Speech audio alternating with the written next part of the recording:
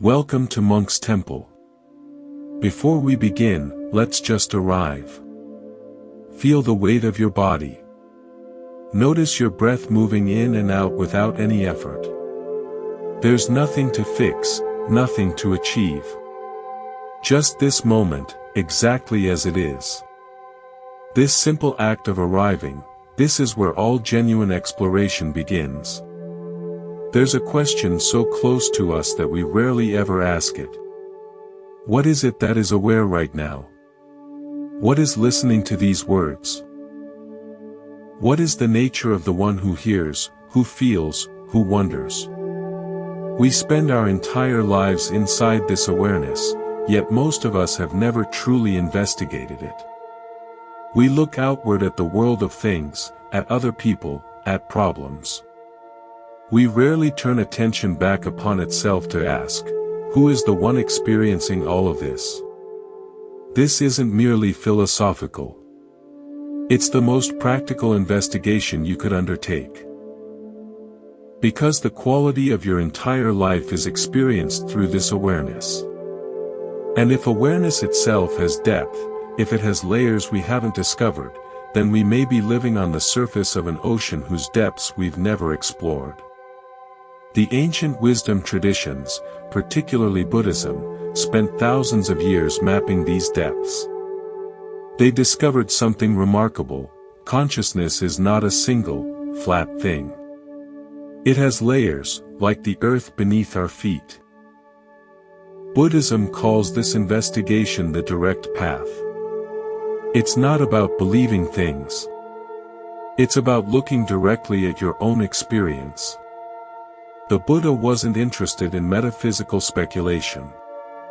He was interested in one thing only, the end of suffering. And he discovered that suffering is intimately connected to which layer of consciousness we're inhabiting. Now, I want to share something personal. A few years ago, I was going through a slow-motion breakdown. On the outside, everything looked fine. But on the inside, I felt like I was constantly bailing water out of a leaking boat.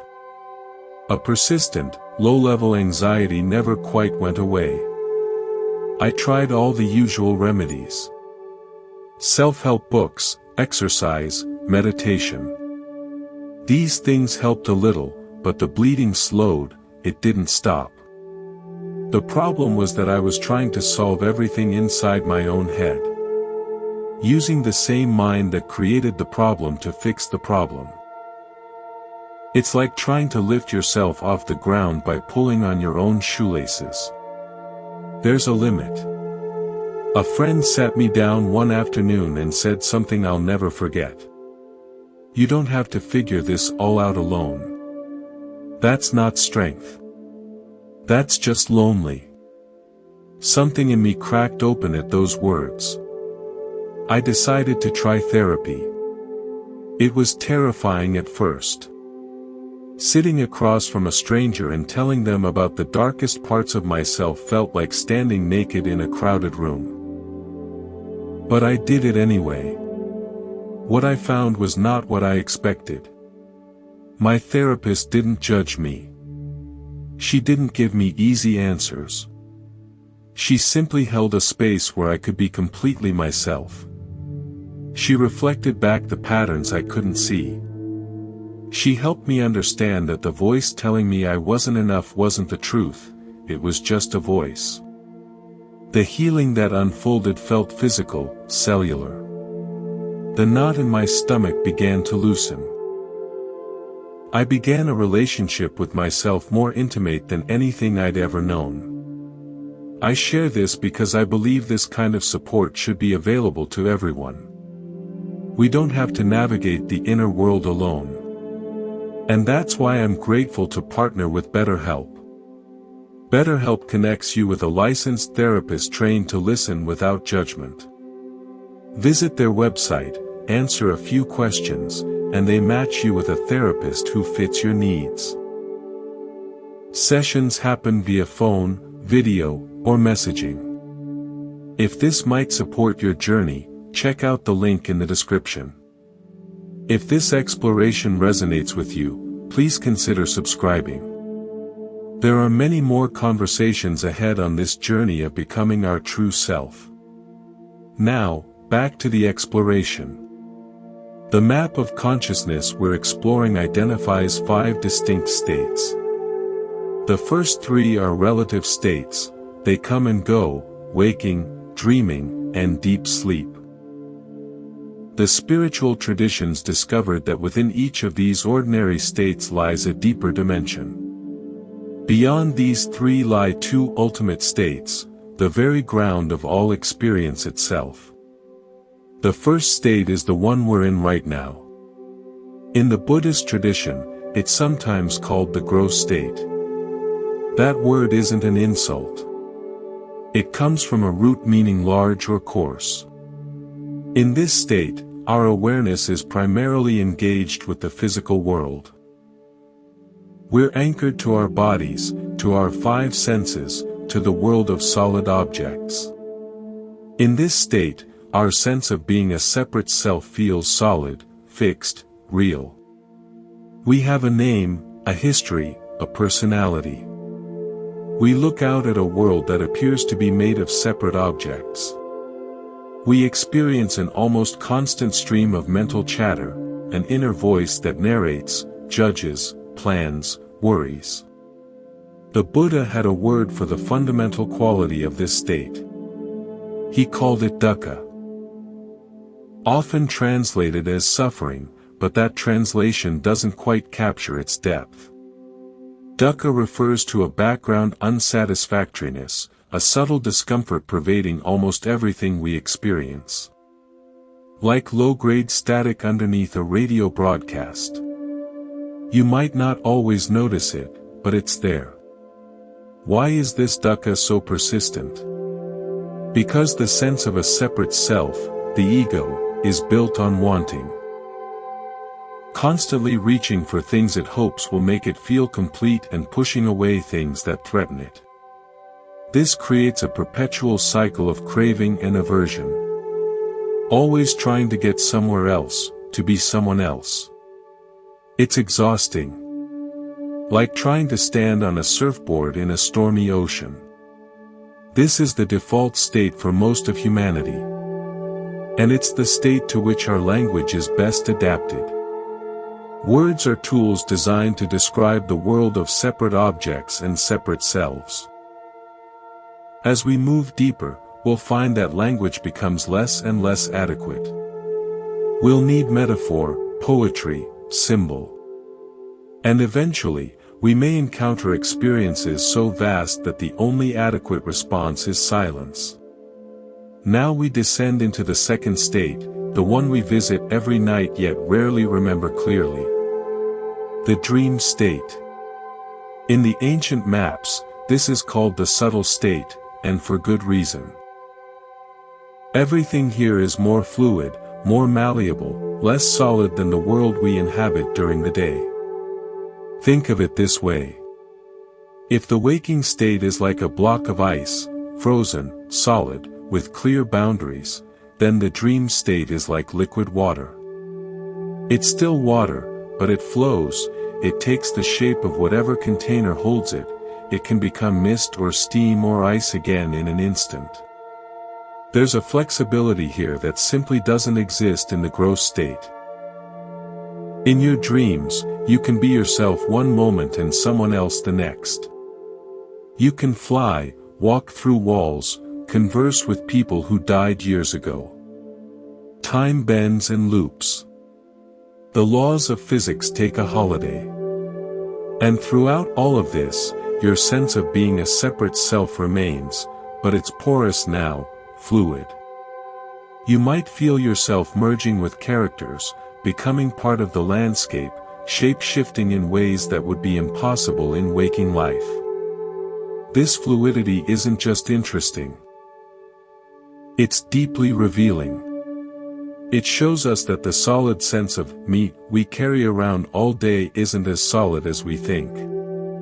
It's more like a costume we put on, one that fits so well we forget we're wearing it. In the dream state, the costume loosens. We get a glimpse of who we might be without it. The great psychiatrist Carl Jung spent his life exploring this subtle realm. He noticed something profound: dreams don't speak in the language of words. They speak in the language of symbol. A snake in a dream might not be about a snake at all. It might represent transformation, or hidden wisdom, or something dangerous lurking in the unconscious. A house might represent the self, with different rooms corresponding to different parts of your psyche. A chase might represent something in your life you're running from, not a literal threat, but an emotion, a truth, a part of yourself you haven't been willing to face. Jung discovered that this symbolic language is universal. The same symbols appear in dreams across cultures, across centuries. A wise old man, a great mother, a child, a hero's journey, a shadowy figure. These are what he called archetypes, primordial images buried deep in the collective unconscious of humanity. They're not personal. They're not yours. They belong to the whole human family. This is why dream work can be so powerful. When you write down your dreams, when you sit with the images and ask what they might be telling you, you're not just analyzing random brain activity. You're entering into a dialogue with something far older and wiser than your personal mind. You're tapping into the accumulated wisdom of the species. I remember a woman who came to see me for guidance. She was a successful architect, highly rational, very grounded. But she kept having the same dream. She would find herself in a beautiful house, her dream house, with light streaming through tall windows. But every time she tried to go down to the basement, the door would be locked. Sometimes it would be bricked over. Sometimes a figure would appear and block her way. She'd wake up frustrated, curious, a little afraid. What was in that basement? We explored together what a basement might represent. The foundation of a house. What's underneath, what supports everything else? Often, in dream language, a basement represents the unconscious itself, the parts of ourselves we've buried, the things we don't want to look at. For this woman, the locked basement door was a perfect symbol. She'd spent her whole life building beautiful structures on the surface while ignoring what lay beneath. The dream was inviting her to go down there, to unlock the door, to meet whatever was waiting. It took courage, but she eventually did the work. Through journaling, through therapy, through honest self-inquiry, she found the key. And what was in the basement? Not a monster. Not anything terrifying. Just old grief, old wounds, old parts of herself she'd locked away years ago because she didn't know what else to do with them. When she finally opened that door and let light into the basement, the dream stopped. She didn't need it anymore. The message had been received. This is the gift of the subtle state. It loosens the grip of the ego just enough to let something deeper through. It shows us that we are far more than our waking personality, far more than our job title or our resume. We are a universe of inner potential, a cosmos of symbols, waiting to be explored. The Buddhist tradition has always honored this dimension. In Tibetan Buddhism, there are entire practices focused on the dream state, designed to help practitioners recognize their dreaming while still inside the dream. This is called dream yoga. The purpose isn't just to have fun flying around or meeting deceased relatives.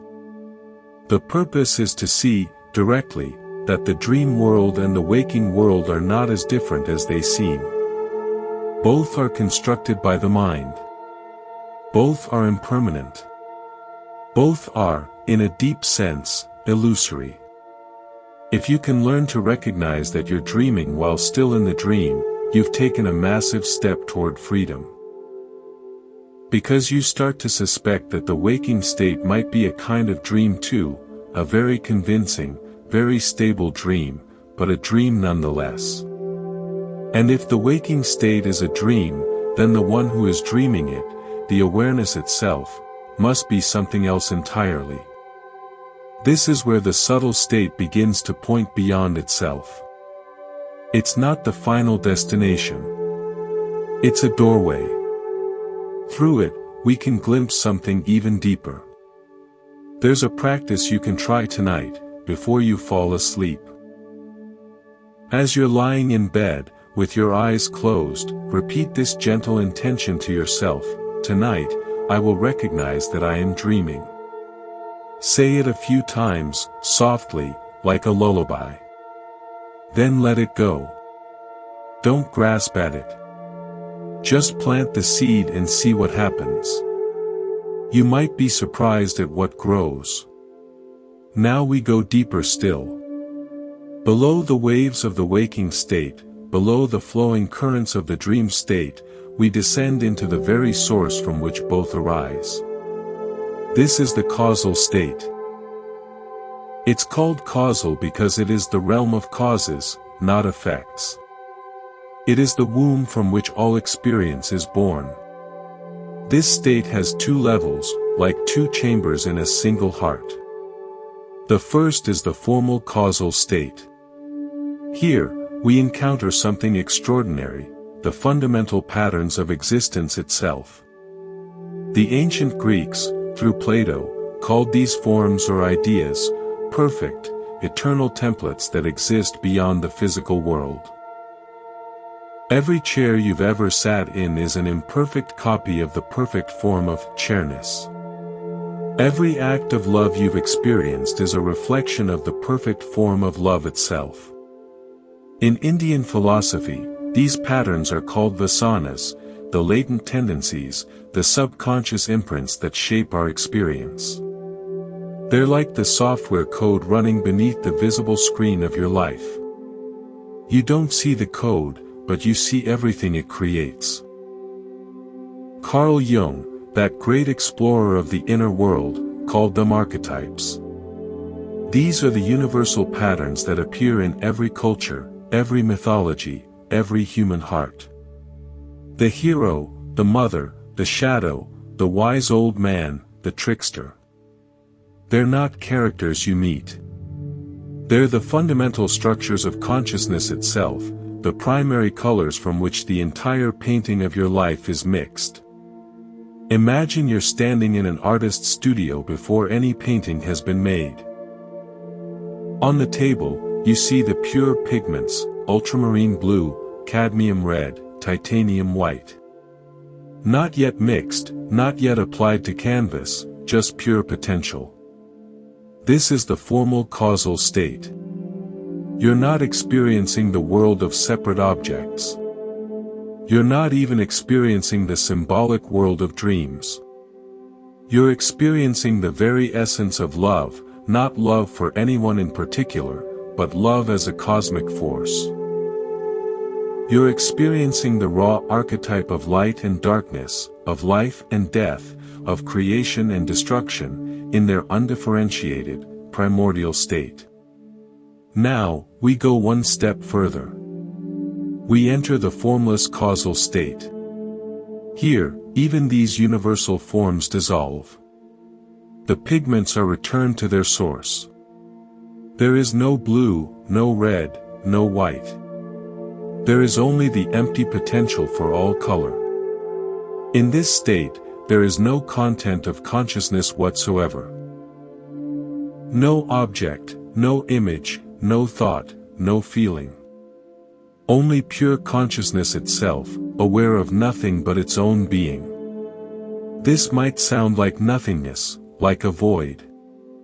But it's not a void in the sense of being empty or dull. It's a fullness beyond description. It's the silent, pregnant womb of all creation.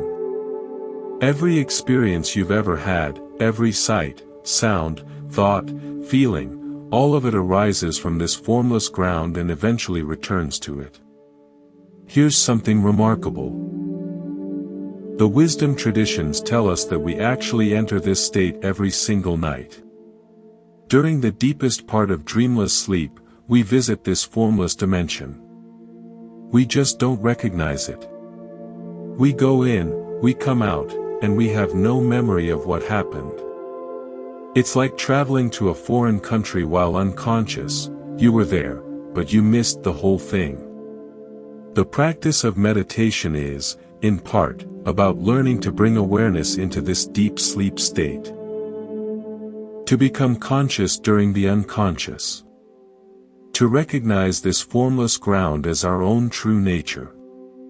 I once met a man who had a near-death experience. He'd had a heart attack, flatlined for several minutes, and was later revived. He told me that during those minutes, he experienced something he could barely put into words. Not images, not thoughts, not any kind of narrative. Just a vast, peaceful, aware emptiness. He said it felt more real than anything he'd ever experienced in his life. More real than this room, more real than his own body.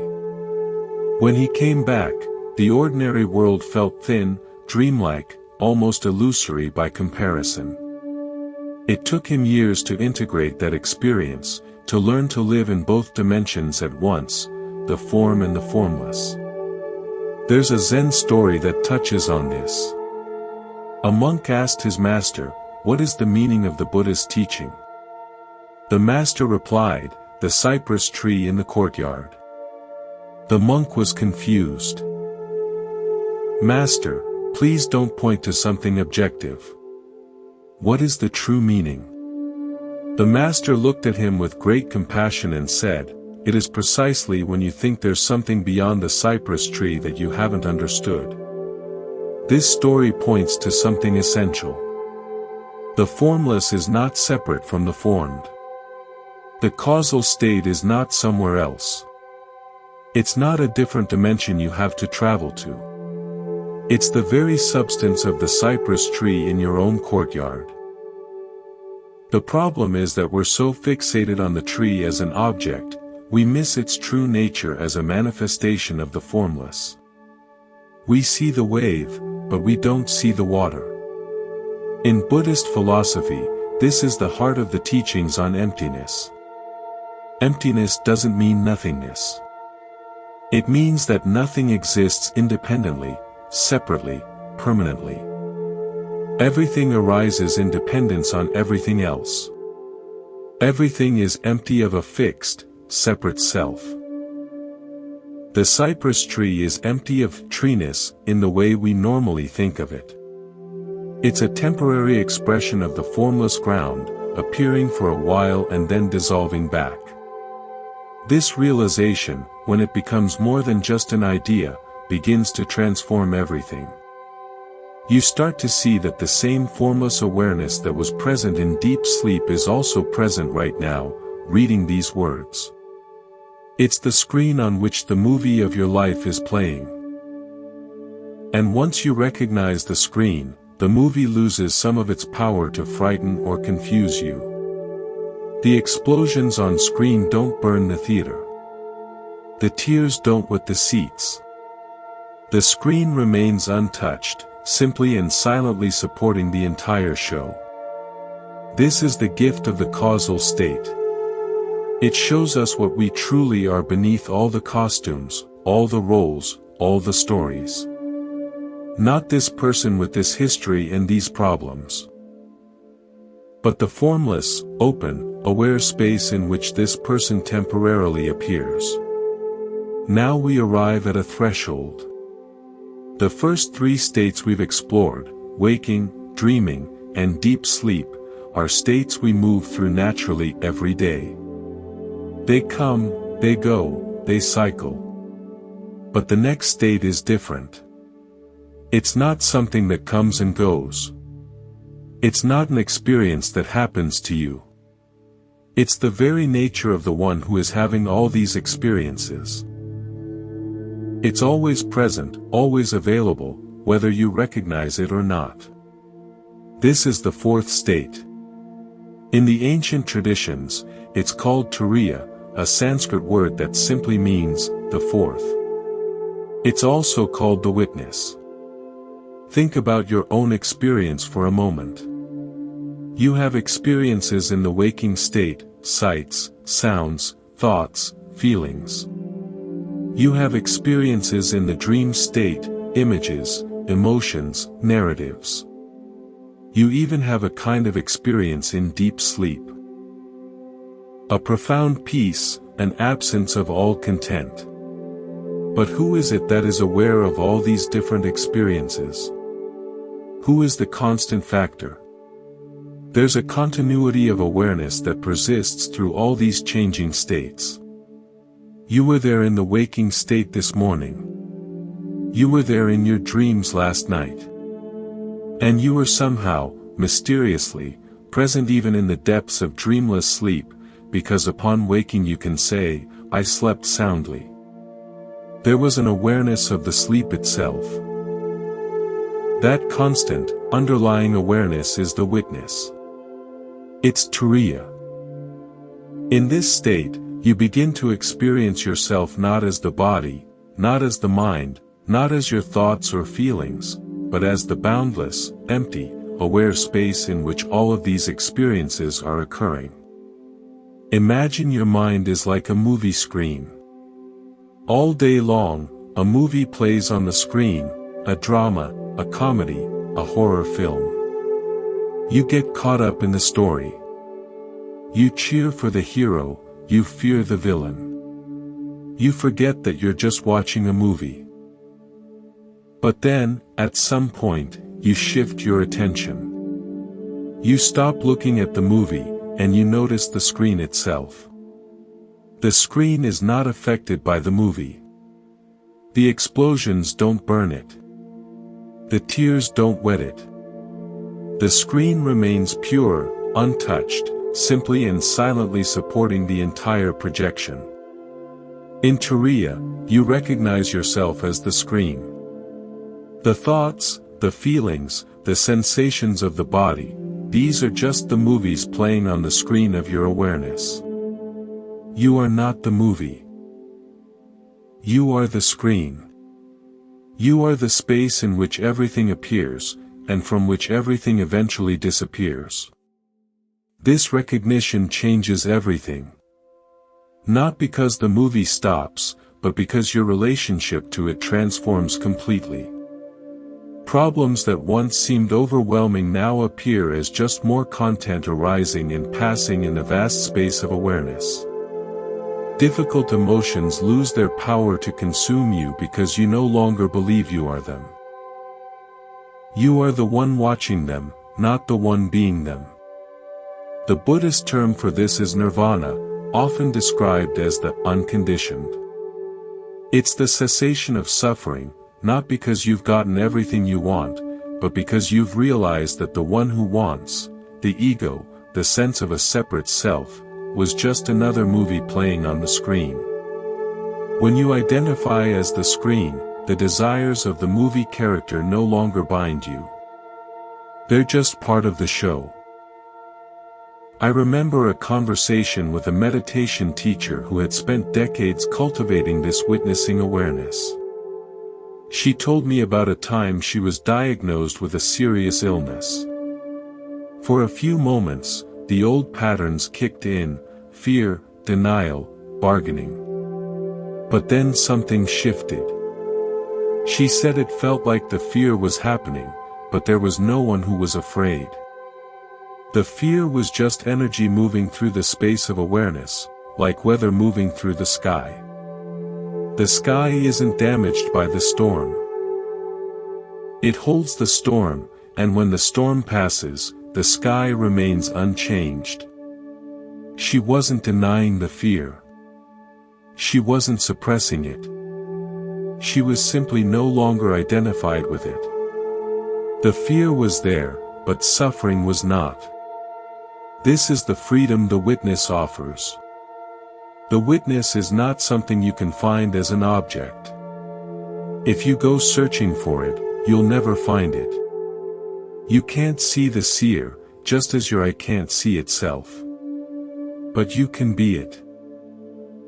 It's a shift in identity, from the content to the context, from the figure to the ground. There's a practice you can try right now.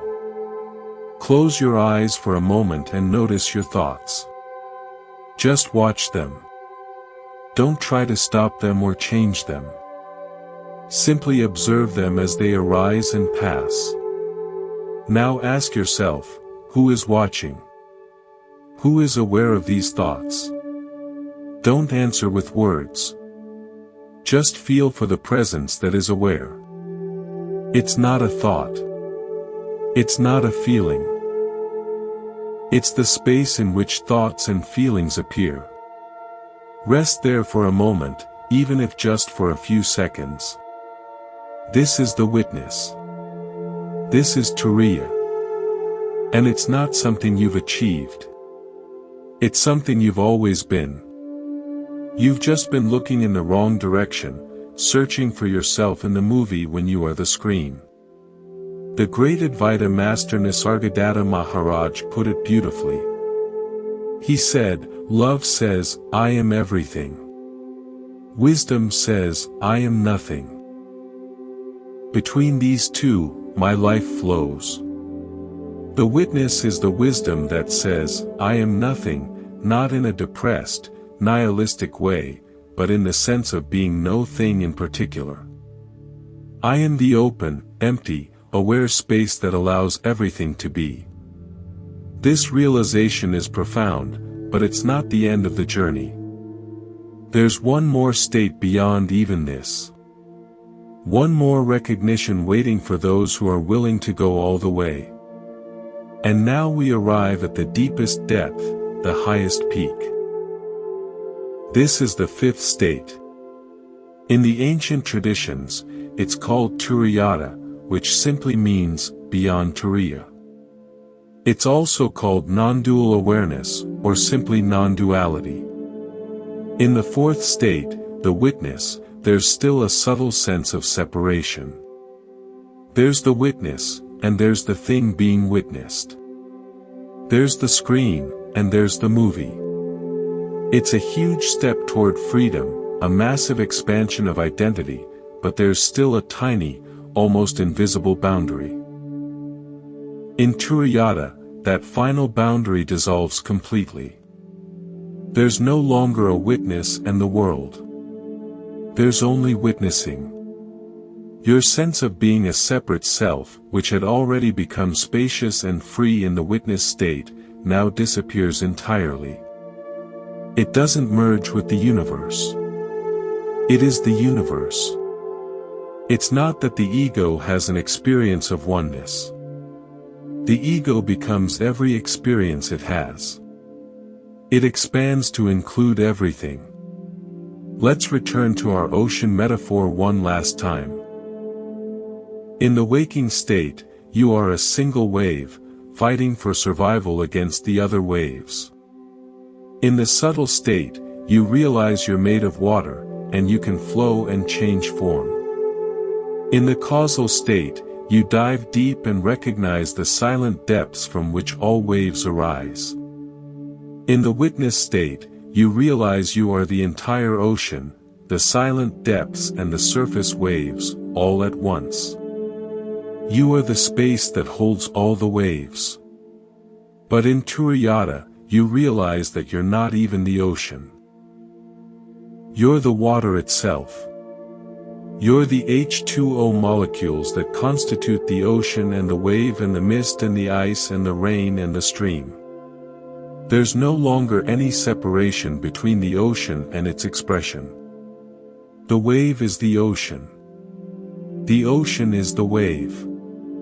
The form is the formless. The formless is the form. This is the great teaching of the Heart Sutra, one of the most famous texts in all of Buddhism. It declares, with breathtaking simplicity, form is emptiness, emptiness is form. Emptiness is not other than form, form is not other than emptiness. What does this mean? It means that the empty, formless, aware space of the witness, emptiness, is not a different thing from the world of form. The world of form is not a problem to be escaped. It's not an illusion to be dismissed. It's the very play, the very expression, the very radiance of emptiness itself.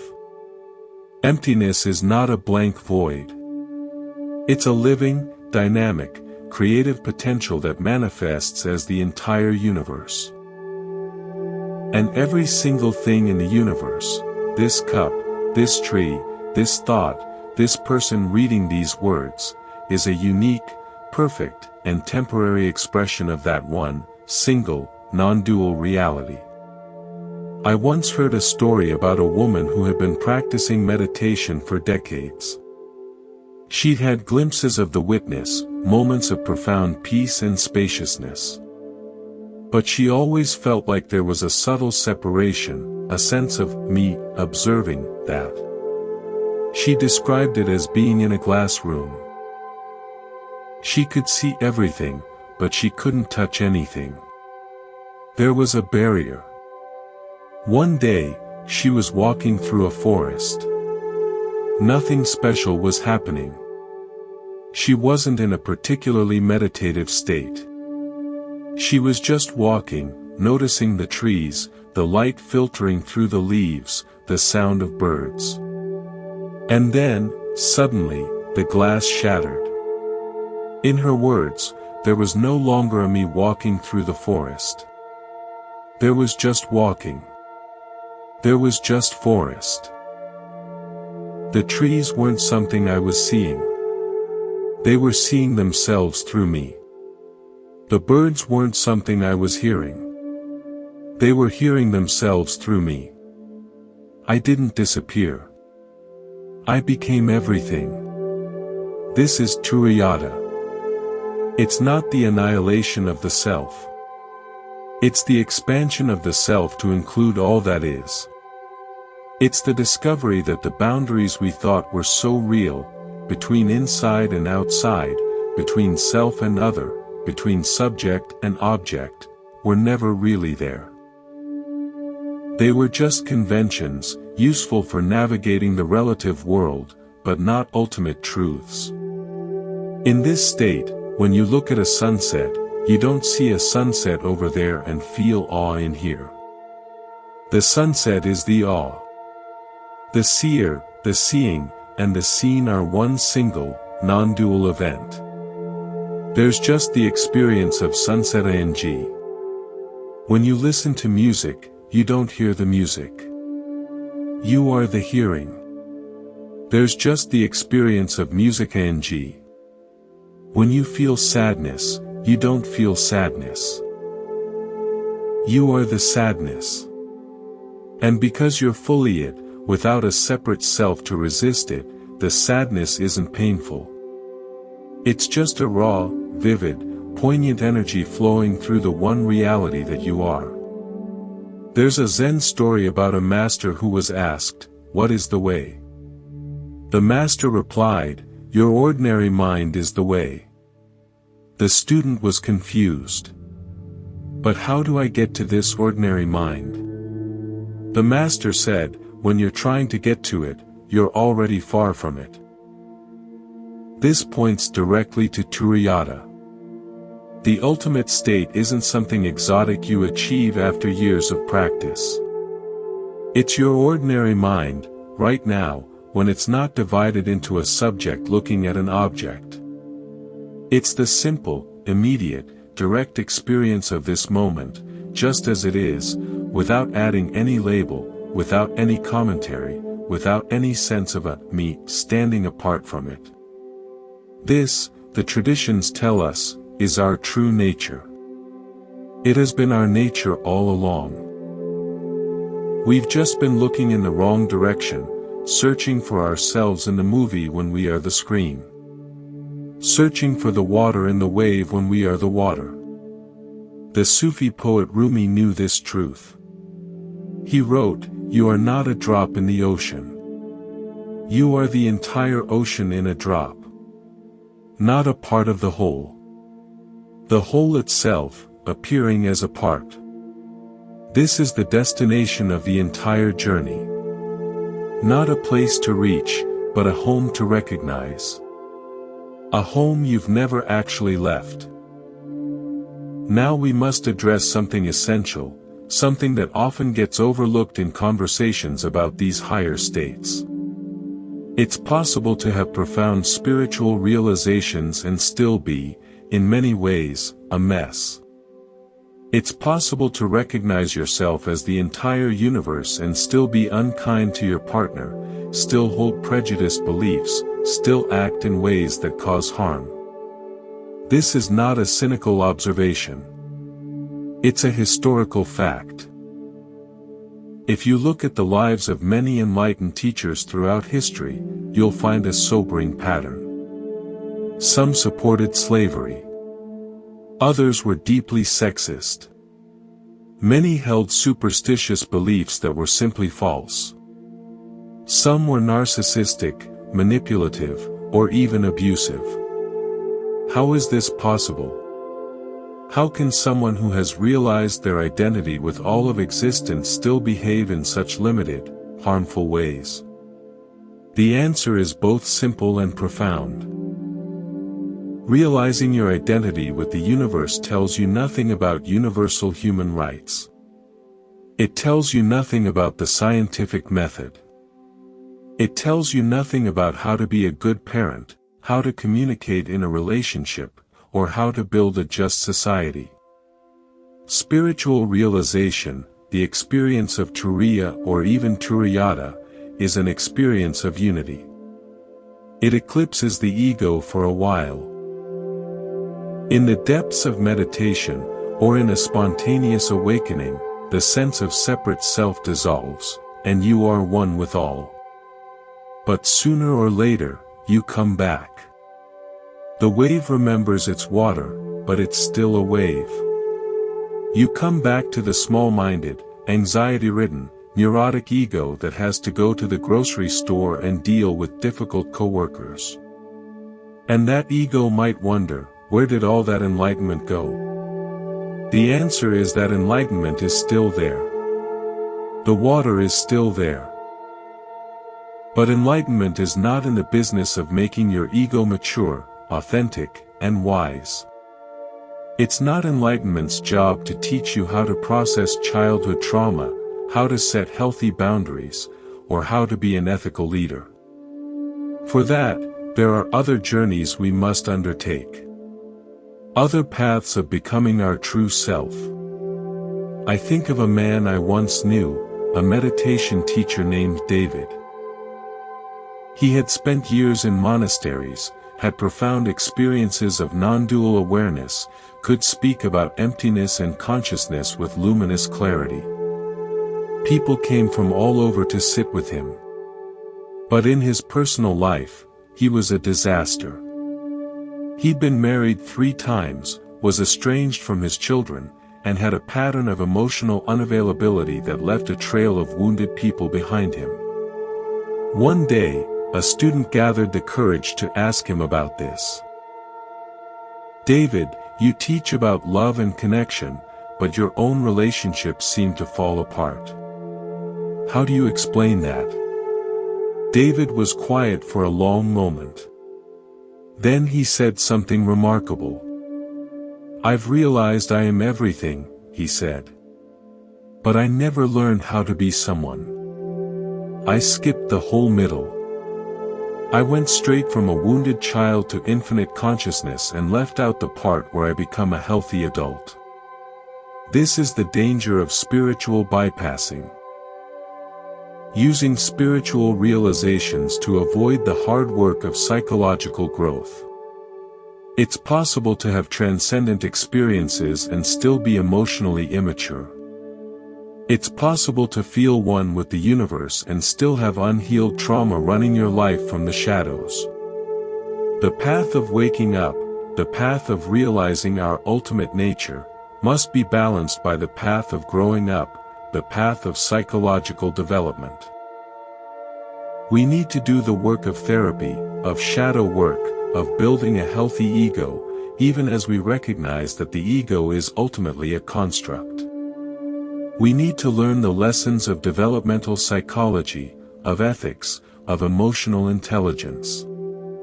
We need to integrate our spiritual realizations into our daily lives, allowing them to gradually, over time, transform our personality. A realized master may have no ego identification, but they still have a personality. And that personality is a product of their history, their culture, their genetics, and their level of psychological development. A person who awakens at a low level of psychological development will be an enlightened toddler. They'll have the profound realization of oneness, but the vehicle through which that realization expresses itself, their mind and body, will still be immature. They might be prone to grandiosity, to narcissism, to believing they're infallible. This is why a complete path, a wise path, must include both waking up and growing up. It must include the meditation cushion and the therapist's couch. It must include the study of ancient wisdom and the insights of modern psychology. It must include the realization that you are everything and the humble, daily practice of being a decent human being. The Buddha himself understood this. After his enlightenment, he didn't just sit in bliss under the Bodhi tree. He spent 45 years walking dusty roads, talking to ordinary people, building a community, establishing ethical precepts, and offering practical guidance for living a wise and compassionate life. His enlightenment didn't exempt him from the messy work of engaging with the world. It made him more committed to it.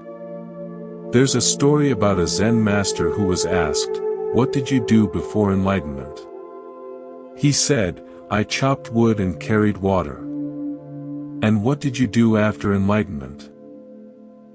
He smiled. "I chopped wood and carried water." The tasks didn't change. The person doing them changed. And that change expressed itself not in some miraculous display of power, but in the ordinary, simple, humble acts of daily life, chopping wood, carrying water, being present, being kind. This is the integration we're all called to. Not to escape the world, but to bring our highest realizations into the most mundane moments. Not to become something other than human, but to become fully, completely, authentically human, with all the mess, all the beauty, all the struggle, and all the love that entails. Let me share another story, one that illustrates this dance between waking up and growing up. A few years ago, I met a woman named Sarah at a meditation retreat. She was in her late 40s, a successful therapist herself, and she'd been practicing meditation for over 20 years. She could sit like a mountain, her concentration was extraordinary, and she'd had experiences of profound peace and emptiness that many practitioners only dream of. But she came to the retreat with a specific problem. She said, "I can sit on the cushion and feel completely free. I can rest in awareness, watch thoughts arise and pass, feel connected to everything. But the moment I get off the cushion and walk into my kitchen, where my husband is sitting, something shifts. The old patterns come rushing back. The resentment, the judgment, the need to be right. It's like I'm two different people. The enlightened meditator and the wounded wife." She wasn't looking for sympathy. She was looking for understanding. How could she have such profound realizations and still struggle so much in her most intimate relationship? I asked her a question. When you're sitting on the cushion and the resentment arises, what happens? She thought for a moment. I notice it. I watch it. I let it go. And when you're in the kitchen with your husband and the resentment arises, what happens then? She laughed. I become it. I am the resentment. There's no space. There's just me and my story about why he's wrong and I'm right. This is the key. On the cushion, with nothing triggering her, she could rest as the witness. The resentment was just another object arising in awareness. But in the kitchen, with all the history, all the triggers, all the unhealed wounds of 20 years of marriage, the resentment wasn't an object. It was her identity. The space collapsed. The witness disappeared. There was only the story. This is why integration is so crucial. It's easy to feel like the witness when nothing is challenging you. The real test is when life pushes your buttons, when old wounds are activated, when someone you love says something that cuts right to the core of your deepest insecurities. In those moments, all the spiritual realizations in the world won't help you unless they've been integrated into your nervous system, your body, your emotional life. Sarah and I worked together for some time after that retreat. Not on her meditation practice, that was already strong. But on something else. On the specific patterns that got triggered in her marriage. On the childhood wounds that made her need to be right. On the fear of vulnerability that kept her armored even with the person she loved most. She didn't stop meditating. She meditated more. But she also started doing something else. She started bringing the meditation off the cushion and into the kitchen. When resentment arose now, she would pause. She would feel it in her body, the tightness in her chest, the heat in her face. She would notice the story her mind was telling about why she was justified. And then, instead of becoming the story, she would ask herself a simple question: can I just feel this, without needing to act on it? Can I let this energy be here, without blaming him for it? Sometimes she could. Sometimes she couldn't. But over time, the space grew. The gap between the trigger and the reaction widened. And in that gap, something new became possible. Not perfect enlightenment. Just a little more choice. A little more freedom. A little more love. This is the work. Not to escape the world, but to show up in it more fully. Not to become some idealized version of a spiritual person, but to become more authentically yourself. Wounds and all, but with a little more awareness, a little more compassion, a little less identification with the stories that have kept you small. The great psychiatrist Carl Jung said something profound about this. He said, "One does not become enlightened by imagining figures of light, but by making the darkness conscious." The shadow work, the psychological work, the growing up, this is not a distraction from the spiritual path. It is the spiritual path, lived in the messy, beautiful, complicated reality of human relationship. There's a Buddhist teaching that speaks to this. It's called the 2 wings of enlightenment. One wing is wisdom, the realization of emptiness, of non-self, of our true nature as awareness. The other wing is compassion, the active, engaged, caring response to the suffering of the world. A bird cannot fly with one wing. You need both. Wisdom without compassion becomes cold, detached, indifferent. Compassion without wisdom becomes sentimental, codependent, exhausting. The path of waking up gives us wisdom. The path of growing up gives us the capacity for genuine compassion, not compassion as an idea, but compassion as a lived reality, expressed in how we treat the person in front of us, how we respond when we're triggered, how we show up in the kitchen with our partners, our children, our colleagues, ourselves. This is the invitation. Not to become perfect. not to escape your humanness, but to bring the light of awareness into the darkest corners of your own psyche. To sit with the parts of yourself you've been avoiding. To make the darkness conscious. And in doing so, to become not just free, but fully human. Let me tell you about my friend James. James was a successful entrepreneur who built a company from nothing and sold it for more money than he'd ever imagined. By all external measures, he had won the game of life. But when I met him, he was deeply unhappy. Not depressed exactly, just hollow. Like a chocolate Easter bunny, beautiful on the outside, empty on the inside. He'd come to spirituality looking for something to fill that hollowness. And he'd found it, in a way. Through meditation and study, he'd had profound experiences of the witness. He could rest in awareness, watch his thoughts, feel a deep sense of peace. For a while, this was enough. The hollowness was replaced by spaciousness. He felt free.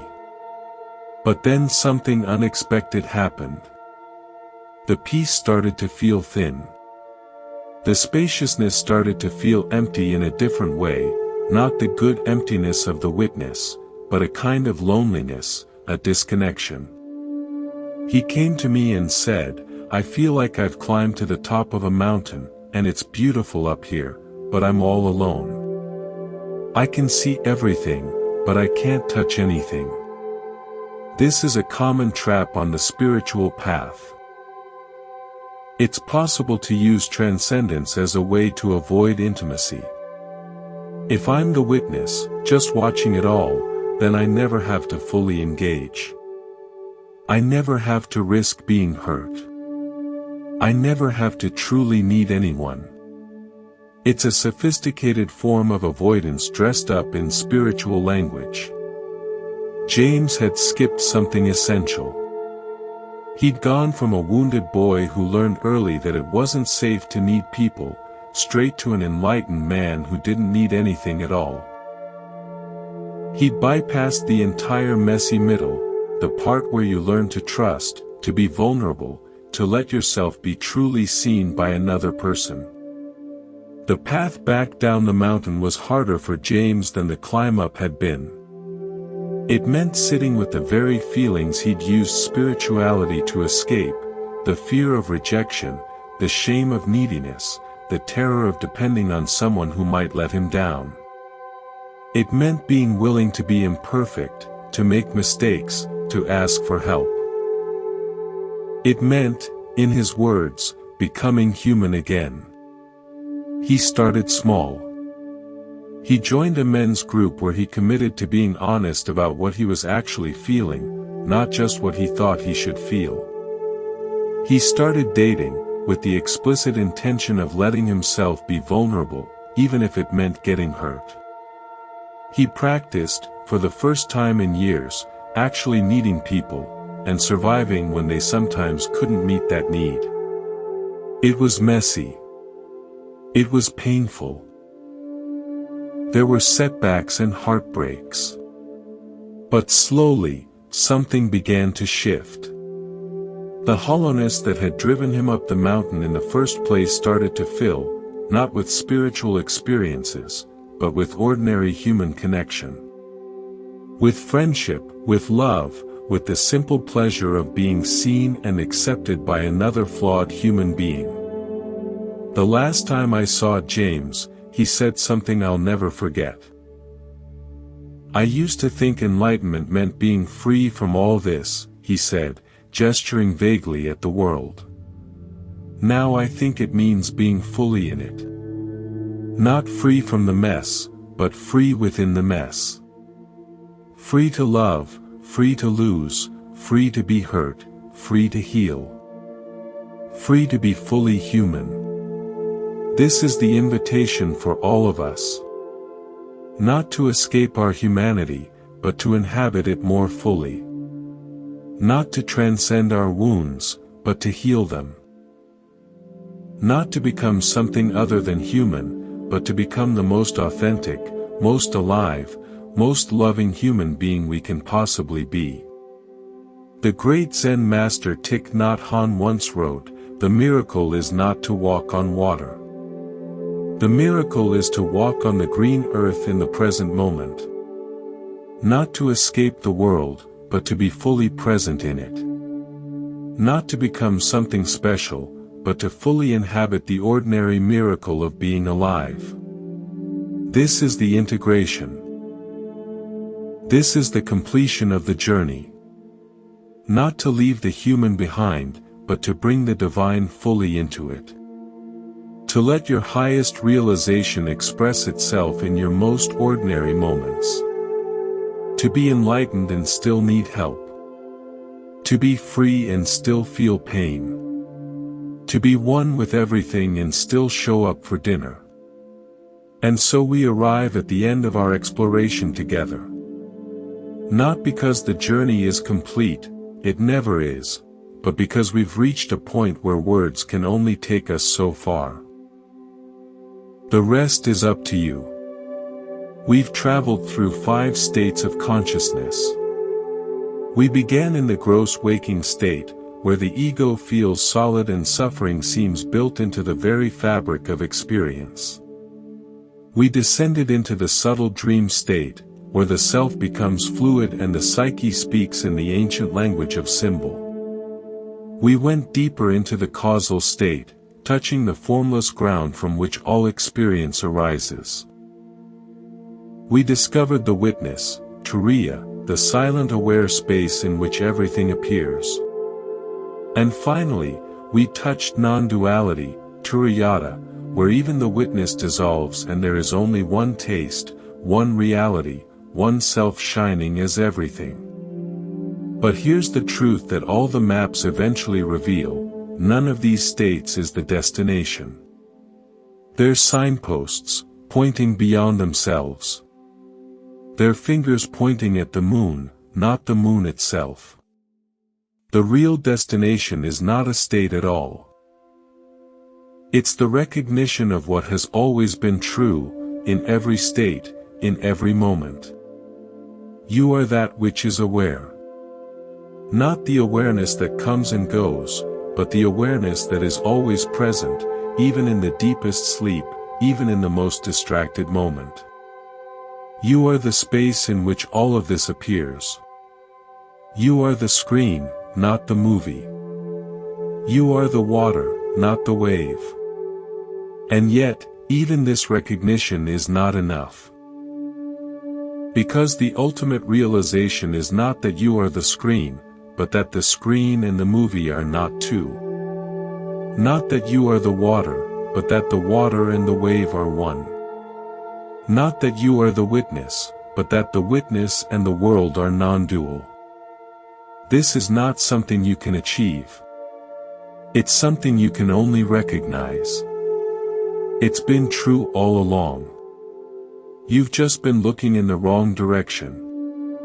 I remember a story about a woman who spent years searching for enlightenment. She traveled to India, sat at the feet of gurus, practiced meditation for hours each day, read every spiritual book she could find. One day, exhausted from her seeking, she sat down under a tree and wept. "I've tried everything," she said. "Why can't I find what I'm looking for?"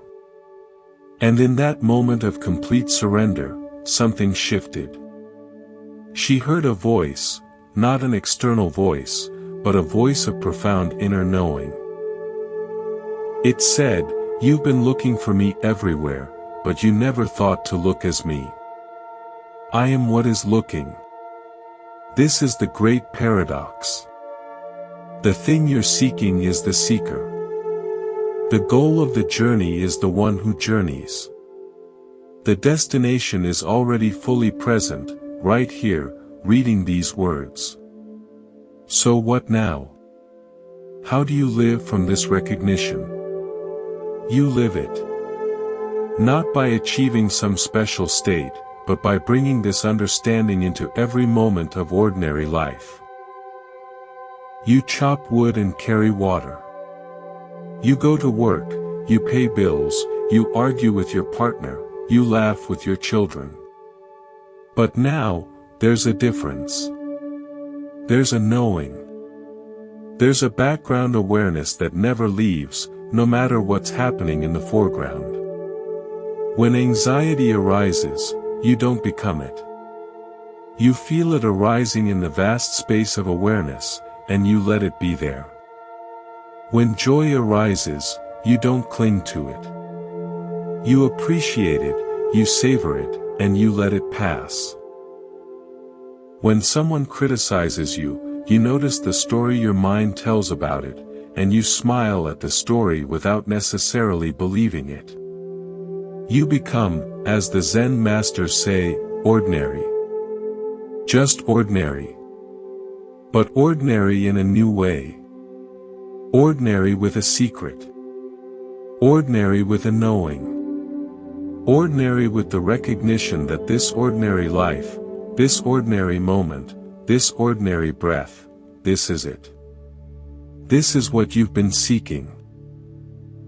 This is enlightenment itself, dressed in work clothes, showing up for another Tuesday. The Sufi poet Rumi wrote, "The thing we tell of can never be found by seeking, yet only seekers find it." You had to make the journey to discover that you never needed to. You had to search everywhere to find that you were always home. So now, the invitation. Not to do anything special. Not to achieve anything new. Just to rest. Just to notice. Just to be. Feel your breath. Notice the aliveness in your hands. Sense the space in which all of this is happening. And know that this space is what you are. Not a space you're in. The space you are. Thank you for walking this path with me. Thank you for your attention, your curiosity, your willingness to explore. If this journey has meant something to you, if it sparked something in your own heart, please consider subscribing. There are many more conversations ahead, many more paths to explore together. And in the meantime, take good care of yourself. Be kind to your mind. Be gentle with your heart. And remember, the most important thing is not to reach some far-off destination. It's to be fully here, fully now, fully alive in this one precious moment that has never happened before and will never happen again. This is it. This is the whole thing. Right here. Right now. Thank you for being here.